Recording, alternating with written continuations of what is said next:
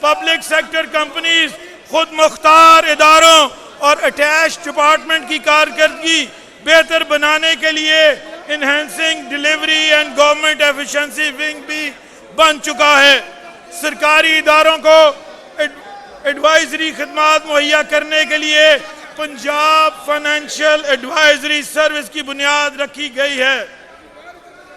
سرکاری ملازموں اور حکومت کے صحت سہولت پروگرام کی انشورنس کے لیے پنجاب لائف انشورنس کمپنی کا قیام اور صوبائی اثاثہ جات انفراسٹرکچر اور توانائی کے منصوبوں کی انشورنس کے لیے پنجاب جنرل انشورنس کمپنی کے قیام کی منظوری بھی دی گئی ہے۔ نجی شعبے کی سرمایہ کاری سے فائدہ اٹھانے کے لیے Punjab public private partnership authority اور انتظامی کارکردگی کی نگرانی کے لیے چیف منسٹر انسپیکشن ٹیم کو مزید مضبوط بنایا گیا ہے۔ ماہی گیری، شرمپ فارمنگ اور آبی حیات کی پیداوار بڑھا کر پنجاب کی معیشت کو ترقی دینے کے لیے aqua culture and fisheries department, digital economy سے فائدہ اٹھانے کے لیے I T and innovation department اور ہنرمند افرادی قوت پیدا کرنے کے لیے skills development and entrepreneurship department جیسے محکموں کا قیام عمل میں لایا گیا ہے۔ وزیر اعلیٰ محترمہ مریم نواز شریف کے محفوظ پنجاب کے خواب کو عملی جامہ پہنانے کے لیے کرائم کنٹرول ڈپارٹمنٹ قائم کیا گیا۔ پنجاب میں شہری منصوبہ بندی، زمین کے بہترین استعمال کے لیے Punjab special planning and standardization authority کی بنیاد رکھی گئی۔ قدرتی آفات سے بہتر انداز میں نپٹنے کے لیے پی ڈی ایم اے کی استعداد کار بڑھانے کا فیصلہ کیا گیا۔ صوبائی محصولات میں اضافے اور ٹیکس ریٹ بڑھانے کے لیے پنجاب ریونیو اتھارٹی کا دائرہ کار 14 اضلاع سے پورے پنجاب تک بڑھا دیا گیا ہے۔ ٹیکس قوانین میں اصلاح کے علاوہ افرادی قوت میں اضافہ بھی کیا گیا ہے۔ یہ سب اقدامات پنجاب کی مثالی ترقی، خوشحالی اور اچھی حکمرانی کے سفر کے سنگ میل ہیں۔ جناب اسپیکر، غیر معمولی حالات میں مالی سال 2026-27 کی بجٹ سازی میں مشکلات کے باوجود وزیر اعلیٰ محترمہ مریم نواز شریف صاحبہ نے سماجی شعبے اور عوام کی مدد کے لیے منصوبوں پر کوئی سمجھوتا نہیں کیا۔ حکومت نے فیصلہ کیا عوام پر بوجھ ڈالے بغیر ترقی کے راستے تلاش کیے جائیں گے۔ جناب اسپیکر، ان حالات میں حکومت پنجاب نے مالی استحکام اور سمارٹ گورننس کے ذریعے جامع اصلاحات متعارف کروائیں۔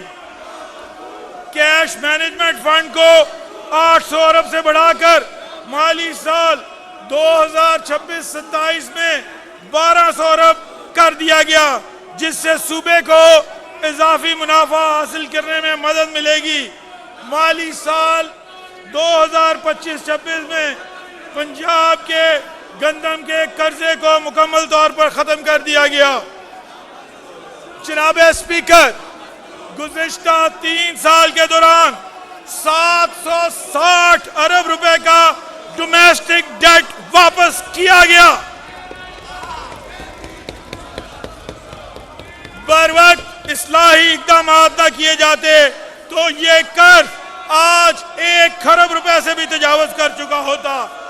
ٹیکس کے نظام میں شفافیت یقینی بنانے کے لیے انتظامی اصلاحات بھی متعارف کروائی گئی ہیں۔ مالی سال 2026-27 کے دوران پراپرٹی ٹیکس کے لیے ای پیمنٹ لازمی قرار دی گئی ہے۔ پنجاب کے لائسنس یافتہ موٹر وہیکل ڈیلرز کو ود ہولڈنگ ایجنٹس قرار دیا گیا ہے تاکہ ان سے خریدی گئی کسی بھی گاڑی کو صرف پنجاب میں ہی رجسٹر کیا جا سکے اور اس سے متعلق تمام محصولات براہ راست حکومت کو جمع ہو سکے۔ اسی طرح بینکوں کو کلیکٹنگ ایجنٹس مقرر کر کے ڈیبٹ اور کریڈٹ کارڈ کے ذریعے کی گئی ادائیگیوں سے وصول شدہ اس کی کٹوتی کو ممکن بنایا گیا ہے تاکہ ٹیکس کی وصولی فوری اور شفاف ہو سکے۔ ان اقدامات سے نہ صرف فسکل ڈسپلن کو یقینی بنایا جائے گا بلکہ صوبائی محصولات میں اضافے سے عوام کی سماجی ترقی اور فلاحی کے اہم منصوبوں کے لیے مزید وسائل مہیا ہوں گے۔ جناب اسپیکر، عوام کو بوجھ سے بچانے کے لیے وزیر اعلیٰ محترمہ مریم نواز شریف نے پراپرٹی ٹیکس کے لیٹ پیمنٹ سرچارج ماہانہ کی بجائے سمائی بنیادوں پر وصول کرنے کا فیصلہ کیا ہے۔ پراپرٹی ٹیکس کی سیلف اسیسمنٹ سکیم کے تحت ٹیکس نیٹ کو بڑھانے کے لیے 5% رعایت فراہم کی جا رہی ہے۔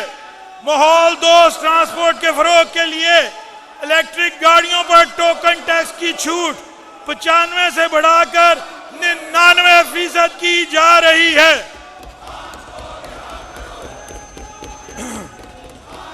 زرعی ٹیکس کے نظام میں شفافیت اور سہولت کی خاطر فکس ٹیکس سٹرکچر کے تحت ضروری اصلاحات متعارف کروائی جا رہی ہیں۔